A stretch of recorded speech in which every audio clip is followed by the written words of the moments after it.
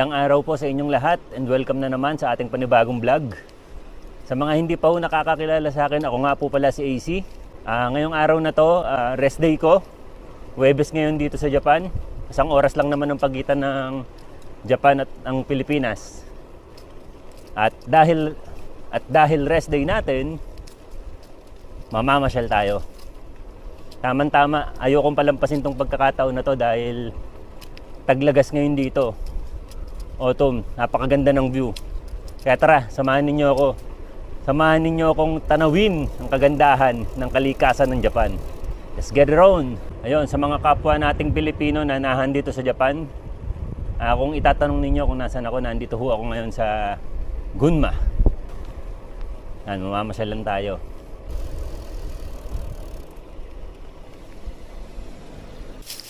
Yan, kung makikita ho ninyo, no? Yan na po yung pinakakalat nila rito sa Japan pag autumn.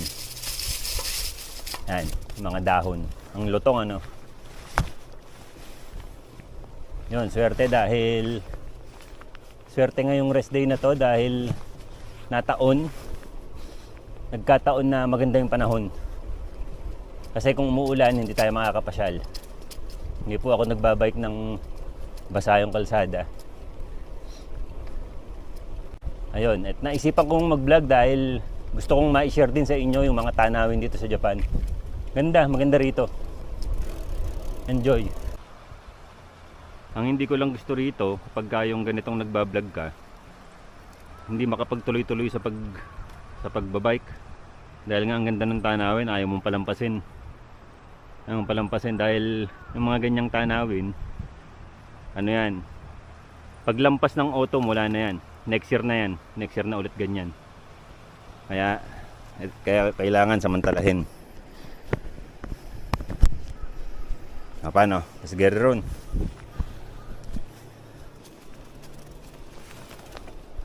Yan. No.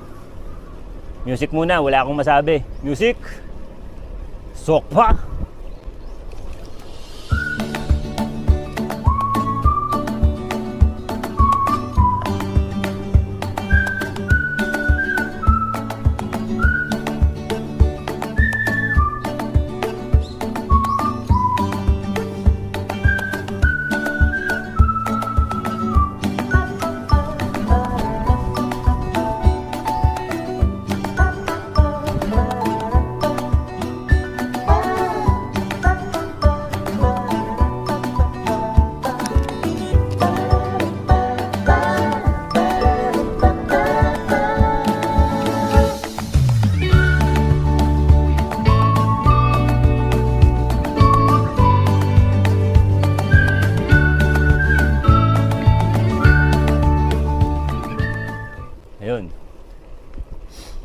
Matagal-tagal po akong hindi nakapag-bike dahil nga itong mga nakaraan nag-uulan. Tsaka malamig sa umaga.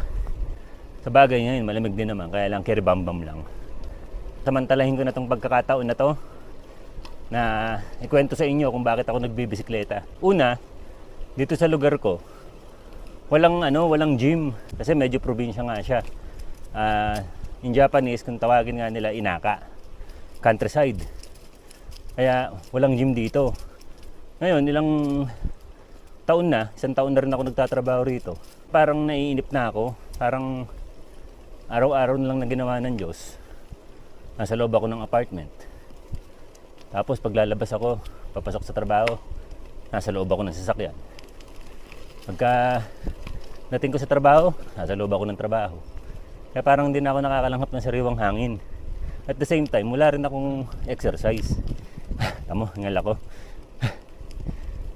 Kaya sabi ko, parang magandang ideya na magbike ka. Total 6 kilometers away lang naman yung trabaho ko from my apartment. Kaya naisipan kong bumili. Kasi yun na nga, yung pagkabili ko nito, nung unang gamit ko, dahil nga nandito ako sa probinsya, Inaka, parang ayoko na.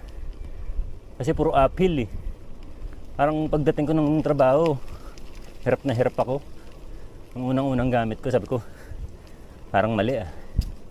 Kasi nga, dati naman ako nagbibisikleta, kaya lang ang tagal ko ring nahinto. Kaya parang naninibago yung katawan ko. Tapos ayun na nga, hanggang sa tiniis ko gamit araw-araw.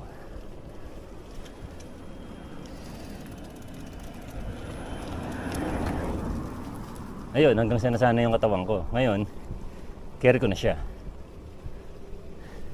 Saka na-enjoy ko na. Saka isipin mo, makakapamasyal ka nang hindi ka magagasolina. Nakakapag-exercise ka pa. Eh di wow. Diba? Winner. Kaya malaking bagay.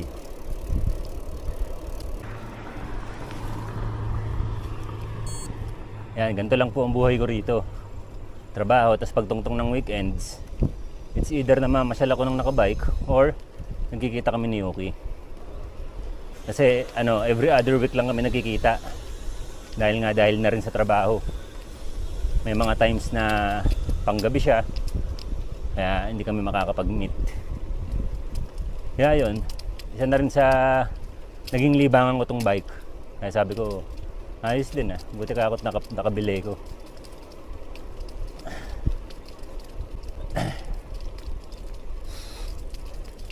Ayan, kapag kataglagas na po, ganyan na rito.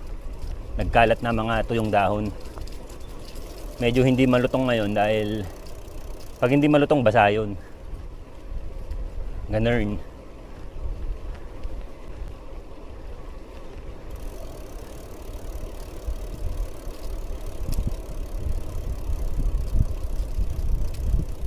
Ayun.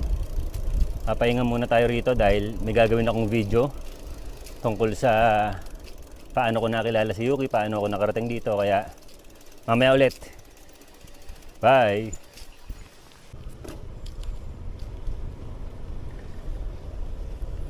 Ayun, kakatapos ko lang gumawa ng video para sa introduction video ko. Music! Ano pa hinihintay mo? Pasok!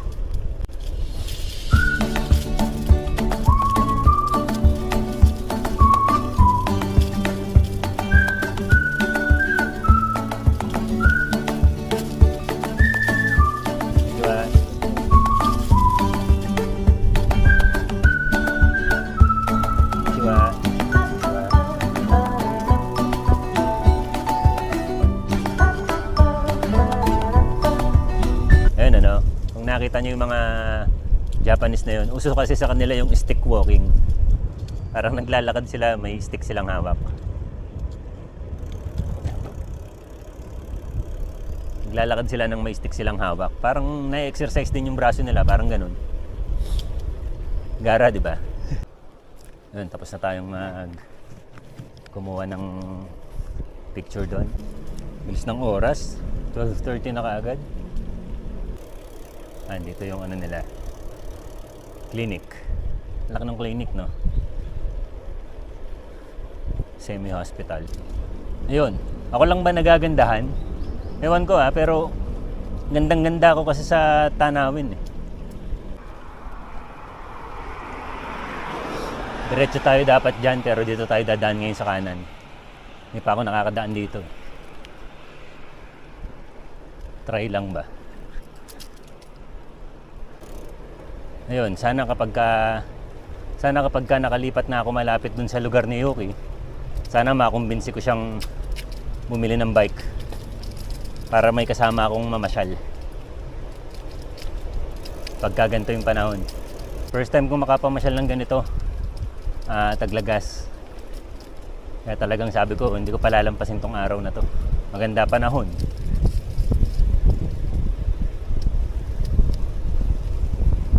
Tanggal lang ako ng jacket dahil medyo umayos yung panahon. Kanina kasing pag-alis ko, malamig.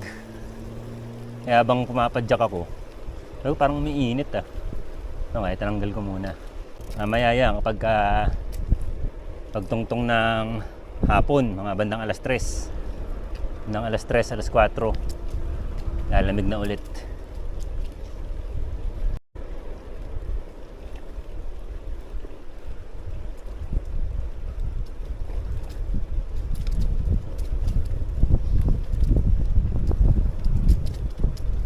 Dito pala hindi ganong maganda yung daan. Malubak. Takbong 15-20 lang tayo. Kung chubby lang.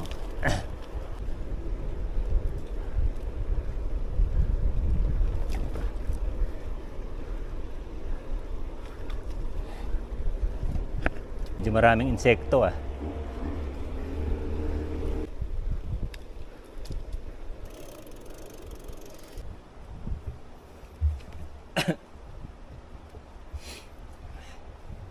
Tuyo yung lalamunan ko. Nakakatuyo ng lalamunan yung simoy ng hangin, malamig kasi. Malapit-lapit na tayo. Konting tiis na lang.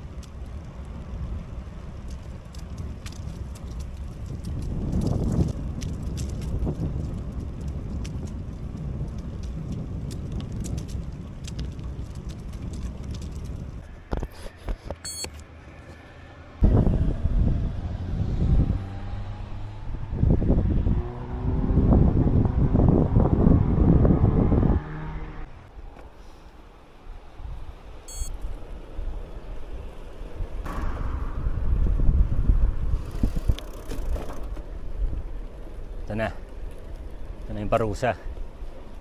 Music! Ano pa hinihintay mo? Pasok!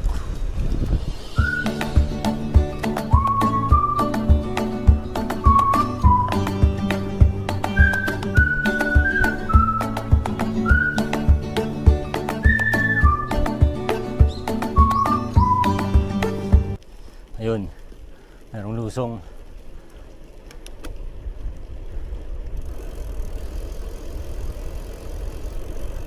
Oh, sarap.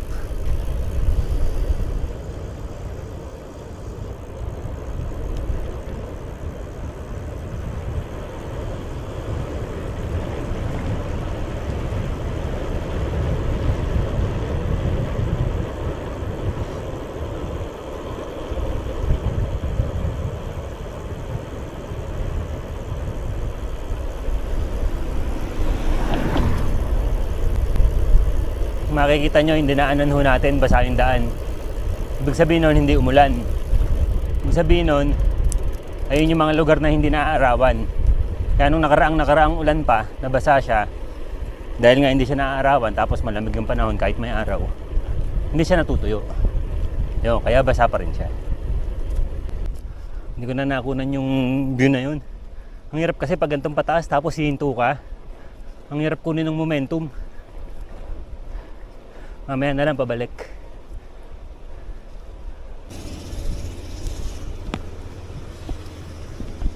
Hindi ko alam kung kita nyo. Laki ng kanal, no? Joke lang, di kanal yan.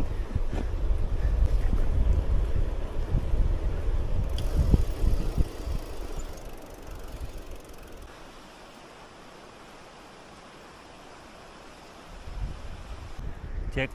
Hi. Ay, pataas pala. Pataas pala to. Ito pala, hindi ako minto.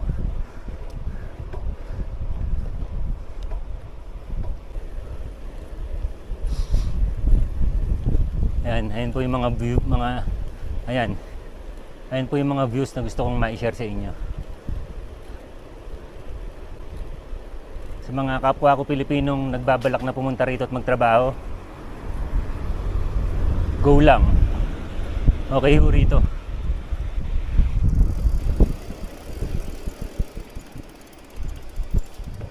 Yun nga lang, kung may kamag-anak ka rito, papa-invite ka lang. Pero kailangan permanent na sila rito.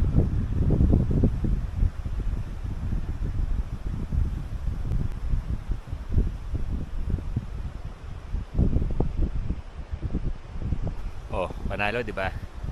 Tara na.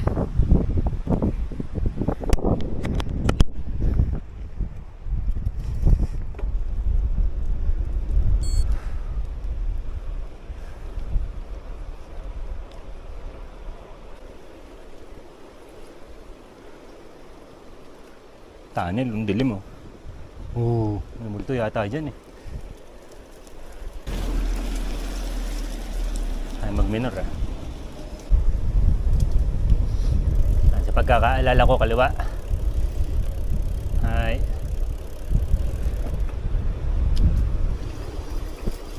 Picture muna, picture. Picture muna.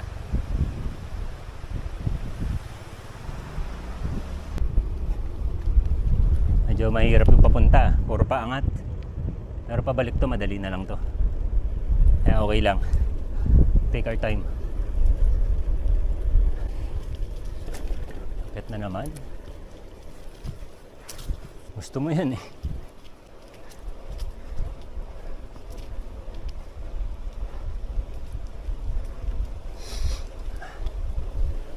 Nakakabahan lang ako rito kapag ganitong babiyahe ako mag-isa. Baka mamaya biglang may lumitaw na bear. Puta, paano gagawin mo nun? Paano gagawin mo nun pag biglang may bear dyan sa harap mo? Hirap nun. Ang tulin tumakbo nun. Yan. Ito muna tayo. Nga pala, mga nagbabalak na pumunta rito, yan, kung nakikita nyo yan, ang ibig sabihin niyan, tumari. Ibig sabihin, huminto ka. Sa tuwing makakakita ka niyan, dapat huminto ka 3 seconds dito sa linya. Huwag kang lalampas kasi kapag ka may pulis, huli bangbang ka. Julie Vega ka. 3 seconds, hinto, then check nyo kung clear, then ayos na. Oo nga pala, sa mga may planong pumunta rito at may plano rin kayo na magsasakyan pagka napunta kayo rito, pero dapat talaga may sasakyan kayo unless nasa Tokyo kayo. Sa Tokyo hindi kailangan dahil daming train doon. Tsaka mayayaman lang yung mga may sasakyan doon. Usually talagang ang mode of transportation nila sa Tokyo, train. Bihirang-bihira ka makakita ng mga nakasasakyan doon. Yun, mga mayayaman yun. Dito naman, ngayon kung pupunta ka rito, at syempre, kung wala kang planong magbike, kukuha ka sa sasakyan. Para syempre, pag mamimili ka, punta ka sa trabaho mo. Ngayon, mapapayo ko lang sa mga Pilipino na nagnanais na pumunta rito, dalhin nyo yung lisensya nyo. Lisensya nyo dyan sa Pilipinas. Kailangan kasama yung original na resibo. Importante yun. Kasi pag wala kayong original na resibo, invalid yung lisensya nyo rito. Hindi tatanggapin sa kuhaan ng lisensya. Ngayon, kung meron kayong lisensya dyan sa Pilipinas at meron din kayo resibo at gusto nyo pagdating nyo rito makapag-drive kayo, kumuha rin kayo ng international license. Alam ko kulang 5,000 lang yun. Sa AAP ba yun? Nakalimutan ko na, basta search nyo lang sa internet. Basta yun, pagdating nyo rito nun at meron kayo nun, meron kayong 1 taon na makakapag-drive kayo rito legal. So sa 1 taon na yun, pwede kang kumuha ng lisensya rito, lisensya ng Japan. So, yun lang. Good luck sa mga nagpaplanong pumunta rito at kumuha ng lisensya.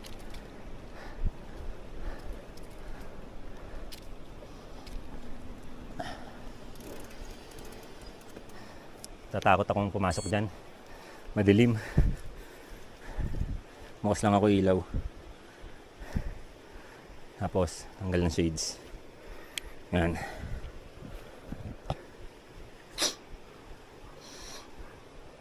Hindi ko sure kung dito sa kaliwa eh. Saan ba? Pero dito na nga yata. Bahala na. Dali naman bumalik. Hindi pala kadiliman. Naka-shades lang pala ako kaya pala madilim. Gago po. Hindi naman pala siya kadiliman. Wala ko, sobrang dilim.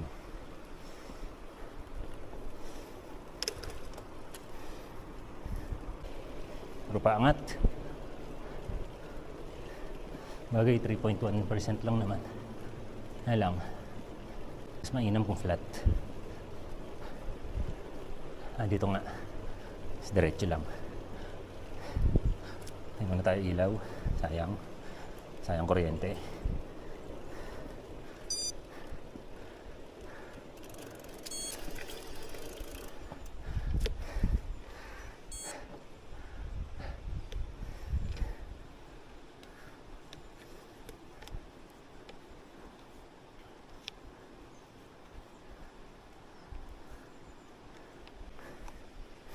Okay, tara na.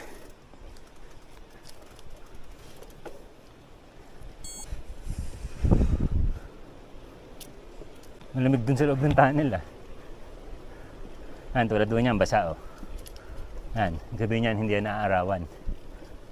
Kaya hanggang ngayon basa. Buisit pag basa Ano pa ba? Yun nga. Nung dumating ako rito, antemano, nakapag-drive na ako kaagad. Dahil nga meron akong international license na valid siya for 1 year. Kaya yun. Tapos nung malapit na mag-expire, kumuha na ako ng lisensya. Awa ng Diyos, naka-isang take lang ako, pumasa na ako. Pero hindi ko maire-recommenda sa inyo na hintayin yung ma-expire yung lisensya nyo bago kayo kumuha ng lisensya rito sa Japan. Hindi ko maire-recommenda sa inyo na hintayin yung lumapit yung expiration ng international driver's license nyo bago kayo kumuha ng lisensya rito. Dahil paano kung hindi kayo pumasa? Diba? Mahirap dito kapag wala kang sasakyan. Tapos hindi ka marunong magsalita. Hindi ka rin marunong magbasa ng kanji, hiragana, katakana. Mahirap. Kaya pinakamaganda, dapat pumunta kayo rito, magtatrabaho kayo, may sasakyan kayo. Yan.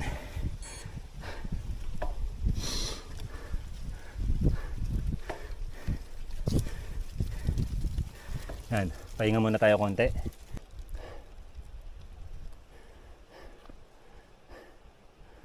May papasukin tayong tunnel dito na madilim.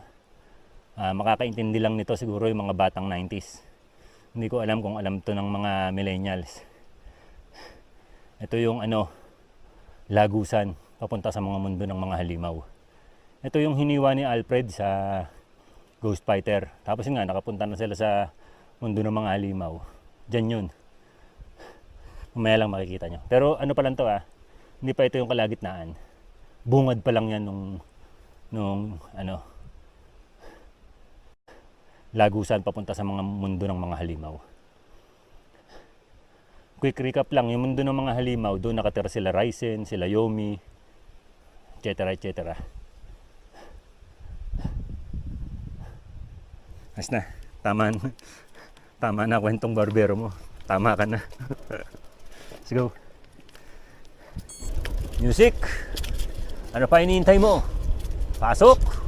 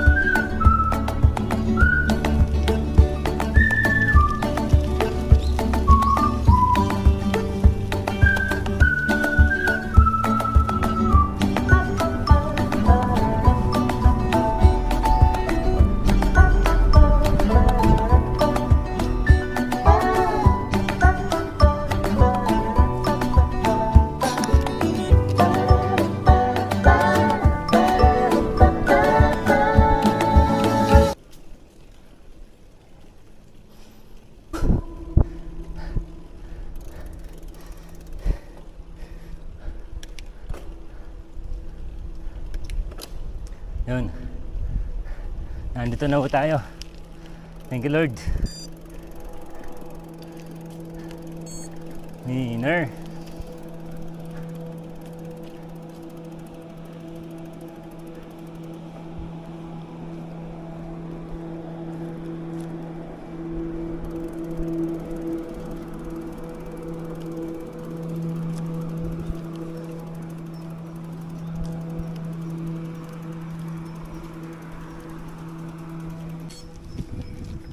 Ayun na nga, andito na tayo.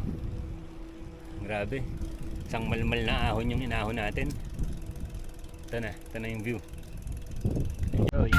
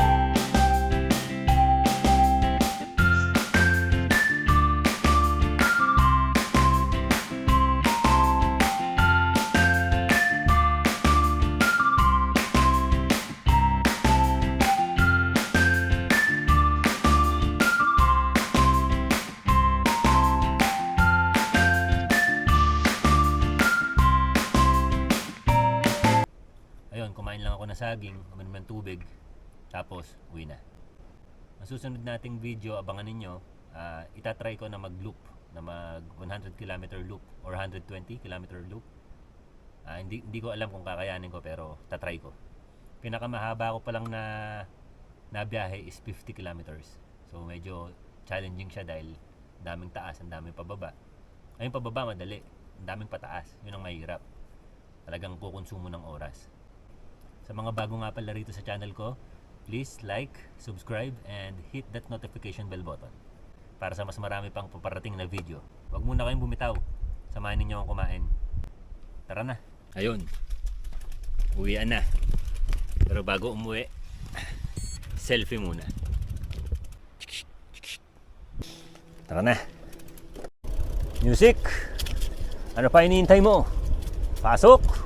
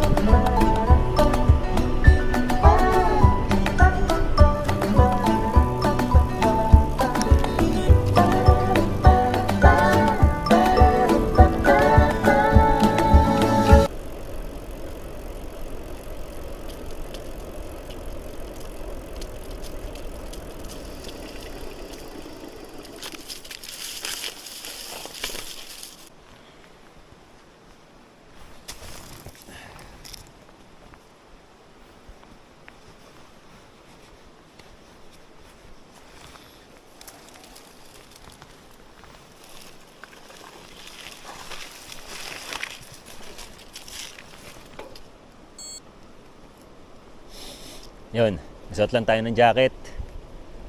Tara na ulit. Music! Ano pa hinihintay mo?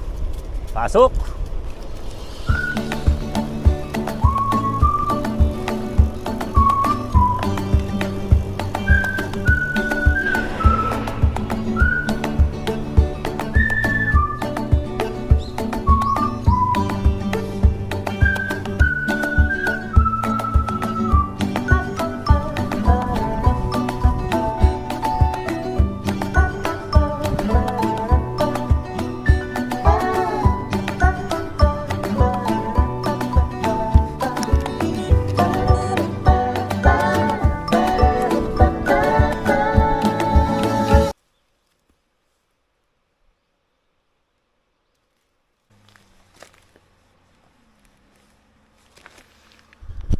Sakto, walang tao. Nakaihi tayo.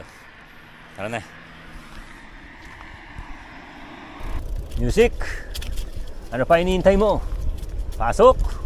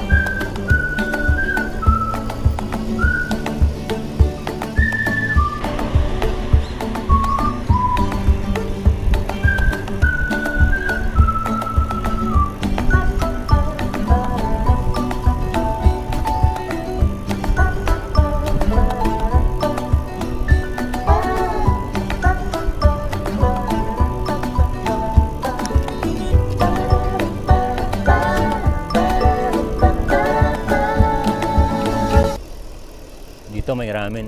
Hindi ko lang alam kung bukas. Ano, ramen.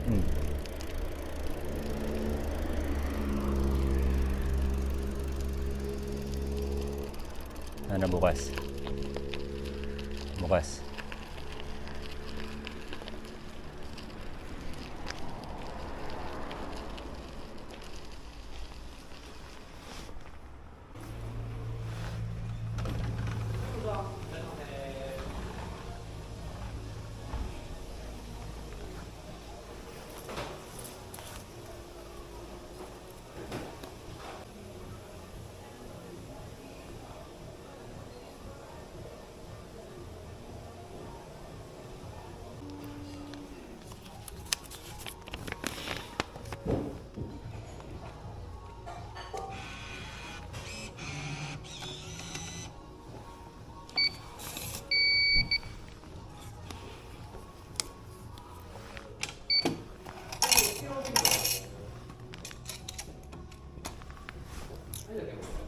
Sumimasen. Oi.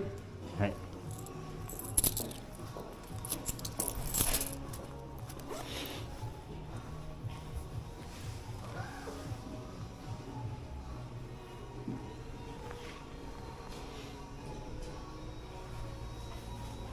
Sumimasen. ここでいいですか？はい。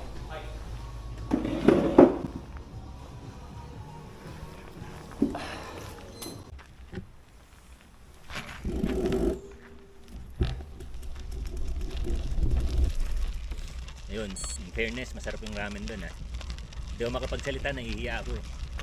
Nahihiya pa ako magdadaldal eh. Pero masarap yung ramen. Thumbs up.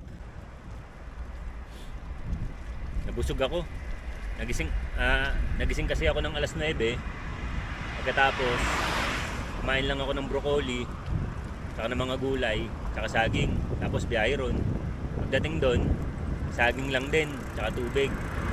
Kaya halos ang laman ng tiyan ko gulay lang. Ayun, okay naman yung okay naman yung ramen, masarap. O paano, hanggang dito na lang tong video na to. Sa mga hindi pa nagsusubscribe, please subscribe. Like nyo na rin and hit that notification bell button. Sa mga hindi pa nagsusubscribe, please subscribe. Like na rin kayo and hit that notification bell button. Hanggang sa muli, paalam. Ayan, ang ganda, di ba? Mapapakanta ka na lang eh. Alam niyo ba yung kantang Beautiful? Ito yung kumanta nun. Nakalimutan ko eh.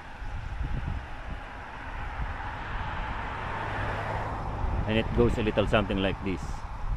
Sobrang beautiful, no matter what they say. Yes, words won't bring me down. Corny, di ba? Hayaan nyo na. Minsan lang naman eh.